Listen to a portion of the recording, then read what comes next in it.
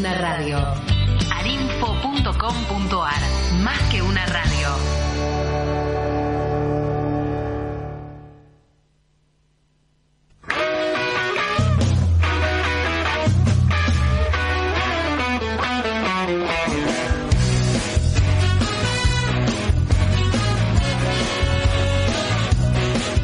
Carrusel Cultural, voces y contexto, un concepto expansivo, todas las voces todas.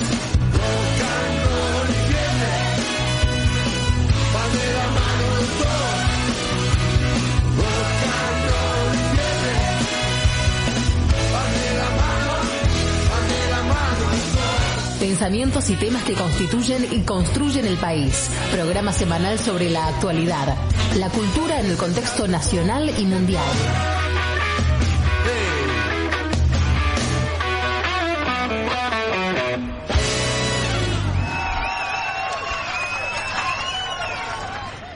Hola amigos, buenas tardes. Estamos en otra emisión de Carrusel Cultural por la web de Arinfo, www.arinfo.com.ar. Hoy vamos a tener la comunicación con Carlos Raimundi en unos instantes más, y después vamos a escuchar también la segunda parte de la entrevista que le hiciéramos a Ricardo Napurí, que escuchamos la primera parte la semana pasada.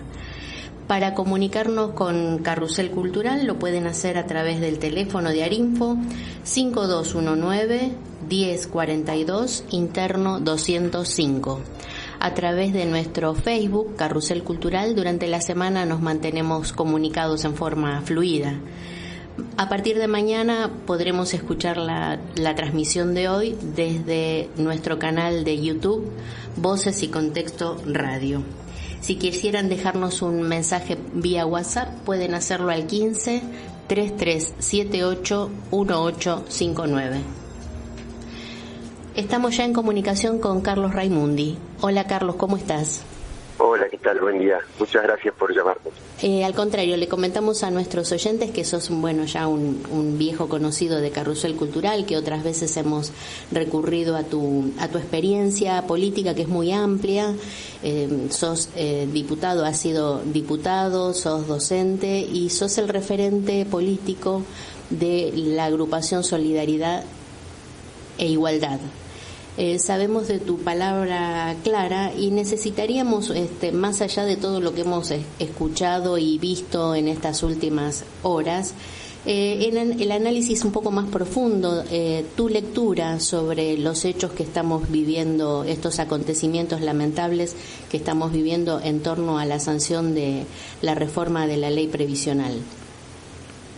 Bueno, mira, yo creo que los hechos son tan elocuentes que hablan por sí mismos. Yo no sé si sería capaz de agregarle mucho a los hechos, ¿no? Claro. Es decir, yo creo que cuando uno ve un panorama como el del jueves pasado, es la muestra más clara, digamos. Es lo que puede, más que las palabras, indicar el daño del proyecto, el daño que está haciendo el modelo, el daño social. Y no les haría falta hacer un vallado como el que hicieron, desatar un dispositivo represivo tan feroz como lo que hicieron.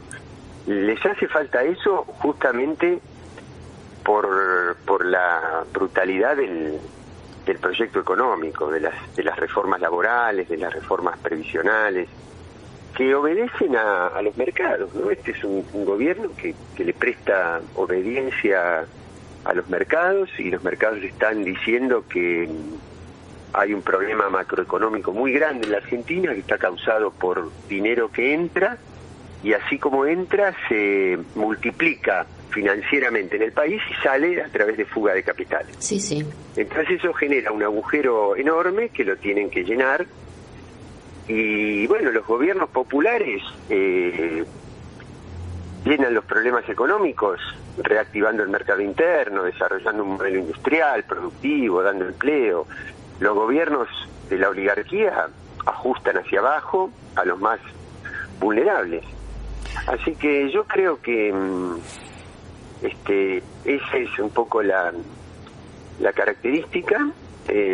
Lo tienen que sostener manteniendo la falsificación de los medios respecto de los hechos, ¿no? Claro. Que siguen convirtiendo a la víctima en agresor, claro, para la imagen que proyectan, ¿no?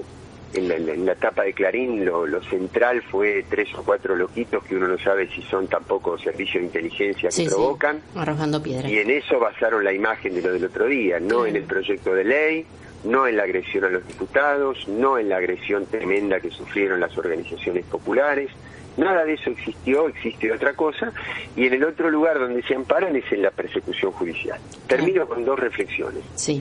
La primera, este no es un caso aislado de la Argentina, es un caso que se está repitiendo de manera exacta, calcada en el resto de América Latina.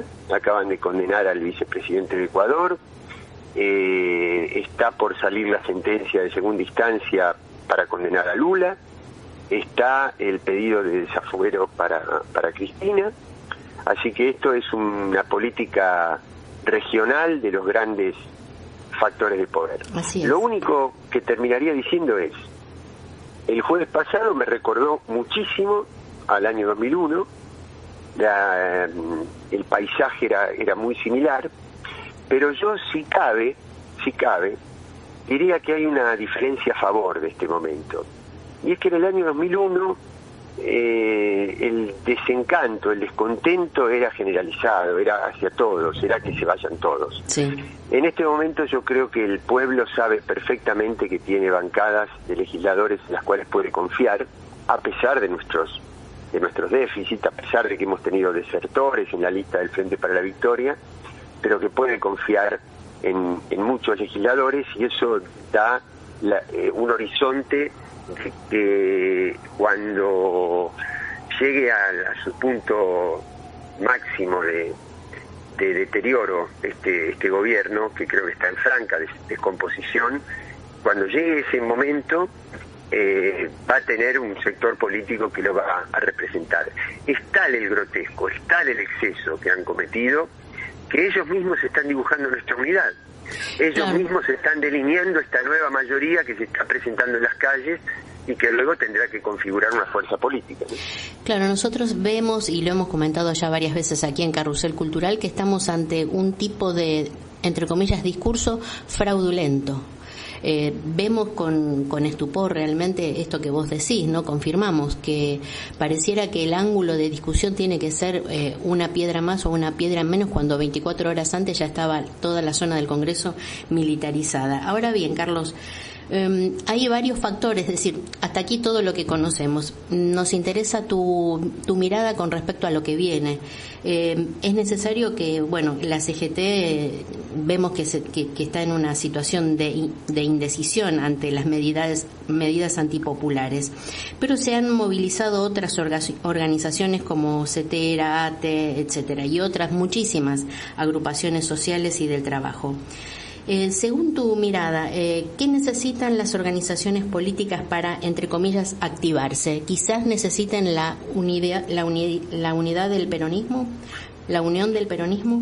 Bueno, pero está buena tu introducción, porque nos permite preguntarnos, cuando mencionamos un sello, ¿de qué estamos hablando? Porque no todos, cuando mencionan una misma palabra, hablan de lo mismo. Entonces, claro.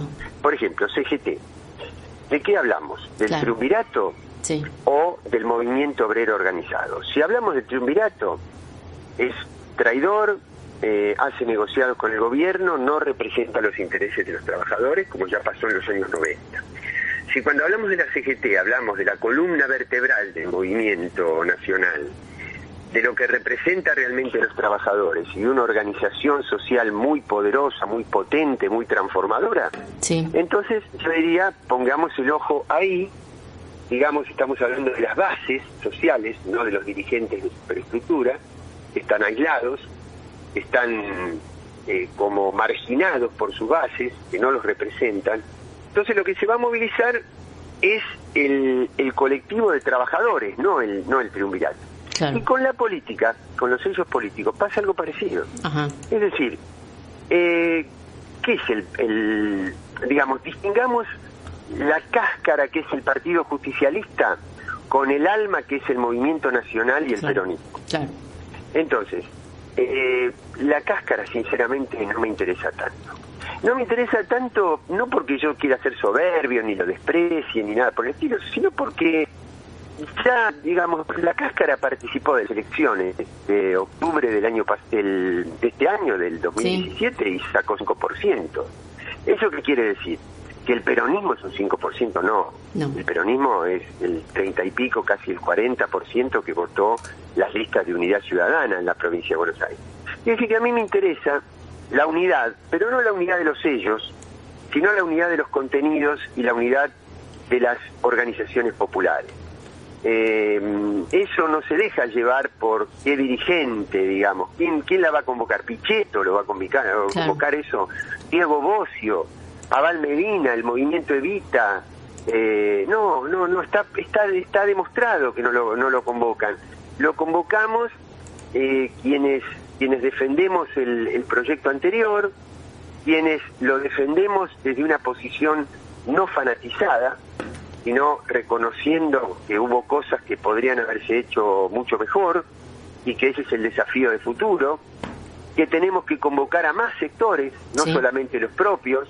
Sí. Entonces me parece que por ahí viene el camino. La unidad tiene que ver con la propuesta, con los contenidos, con la capacidad de enamorar, no tiene que ver con los sellos. Es cierto. Ahora también, Carlos, nos preocupa ver, como yo te decía hace un ratito, este discurso fraudulento. Lo vemos como vos citaste el ejemplo de la tapa de Clarín, que pareciera que el eje de discusión fueran las piedras o no las piedras.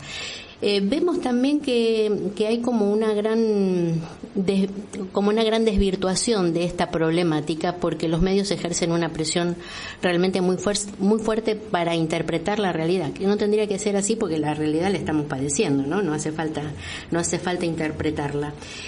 ¿Cuál te parece a vos que sería la acción apropiada en este momento desde los movimientos sociales, la acción política apropiada para llevar un poco también mayor conciencia a los amplios sectores populares que a veces, dejemos de lado los malintencionados, parecen confundidos, ¿no? Por el discurso dominante? Yo creo que no hay mucho para inventar, ¿eh? Lo que tenemos que hacer es ser claros, es ser coherentes, es actuar con la grandeza que exige este momento, estar organizados, elaborar las propuestas que van a tener que ser muy fuertes para reparar este saqueo, este desastre, esta sangría que está sufriendo el país. Nosotros no vamos a permitir que se lleven otra vez por delante con la deuda, ni con las tarifas, ni con los medicamentos. Esas cosas son cuestiones de orden público, son derechos esenciales y por lo tanto el futuro Estado de un gobierno popular va a tener que intervenir profundamente sobre estas políticas y mostrar, ya te digo, coherencia, capacidad de organización, unidad para denunciar todo lo que está pasando. Yo creo que los medios pueden tergiversar la realidad hasta un cierto punto. Sí. Ya cuando el cierre de fábricas por la apertura económica, por las importaciones, cuando los sueldos no alcancen porque las tarifas son más altas que los sueldos, cuando los jubilados entiendan que cómo les han robado su dinero, como lo confiesan las propias autoridades, que dicen que tienen que ahorrar un determinado dinero, claro, y esa es la razón de esta reforma. Cuando todo eso suceda, lo macroeconómico se va a conectar con lo cotidiano y se va a producir lo que se llama el punto de bifurcación, el cambio de clima. Uh-huh. Y es ahí donde nosotros tenemos que estar preparados para conducirlo. ¿Y en qué consistiría esta preparación que vos acabas de puntualizar, Carlos? Es que la realidad lo va marcando. No hay nadie que se pueda anticipar a la forma y al momento que en que los pueblos deciden entrar en crisis. No nos podemos adelantar a eso. Yo no puedo anticiparme. Yo no sé si hay algún otro dirigente que vos le puedas hacer un reportaje y te diga cómo va a ser. No lo creo, y si te lo dijera desconfiaría, porque estaría asumiendo una posición de vanguardia en lugar de respetar los tiempos de maduración de los pueblos.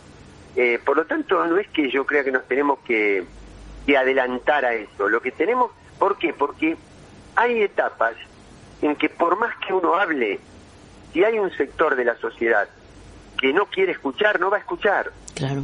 Porque el macrismo en ese sentido, el neoliberalismo en general, ha sido muy hábil en operar sobre el campo simbólico de interpretación de muchos sectores de esta sociedad. Ajá. Ahora, eso no es eterno. No, claro. Eso dura hasta tanto los estragos del modelo no llegan a su punto límite.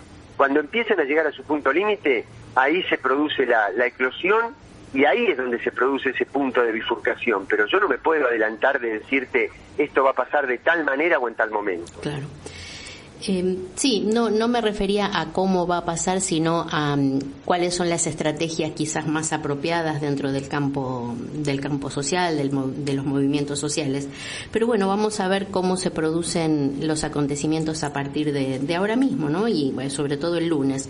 Mira, las estrategias, yo para no dejar esto como si quedara vacío, porque creo que ya me refería a eso. Estar organizados. Claro.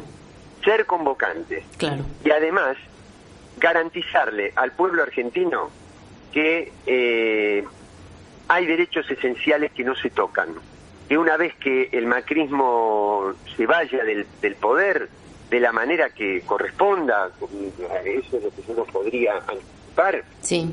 Vamos a restablecer los derechos esenciales. Los servicios no pueden ser más caros que el sueldo porque son un derecho humano. Claro. El trabajo no puede ser no puede perderse así como así porque es un derecho humano. Los tratados internacionales, con los tratados internacionales de libre comercio que abren la economía y destruyen la industria nacional, no pueden estar por encima de los derechos esenciales.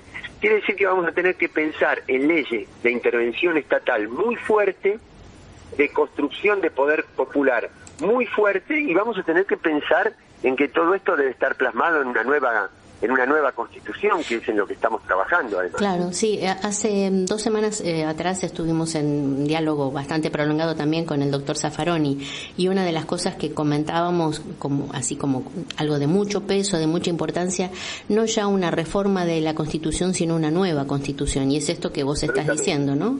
Absolutamente, pero esto va a suceder no solamente aquí, sino en otros países y en general en el mundo, porque hay un modelo de acumulación económica que está marcado por el capital financiero globalizado, que está agotado, que no tiene capacidad de generar ningún horizonte. Y por lo tanto, eso hace que se agote también el sistema institucional que lo sostiene. Es cierto. Por lo tanto, vamos a tener que pensar en un nuevo modelo con mucho más contenido social, y en un nuevo modelo institucional y en un nuevo modelo de representación política, porque las instituciones liberales, tal cual las conocemos, no han dado resultado para expresar la voluntad democrática de los pueblos. Quiere decir que si queremos construir una verdadera democracia, vamos a tener que pensar en otro tipo de instituciones. Bueno, Carlos, te agradecemos muchísimo tu participación en el programa, y me gustaría leer una idea que es tuya, que leí hace poquitas horas, y me parece que es un muy lindo cierre para tu intervención. Dice así: la coartada del macrismo, que está en retroceso, es asociar el reclamo de los jubilados con la violencia. Lo nuestro siempre fue la ocupación activa pero pacífica de la calle. Tal cual, es el único espacio democrático que nos queda. Después de todo este fraude que vos planteabas, después de toda esta mentira generalizada, el único espacio institucional para restablecer el poder popular es la movilización pacífica, pero muy activa y muy organizada en las calles. Es cierto, coincidimos. Bueno, te agradezco una vez más, Carlos, y volveremos a comunicarnos. Igualmente, un abrazo grande. Los amigos de Carrusel Cultural también te saludan a través de este medio. Hasta pronto, Carlos, gracias.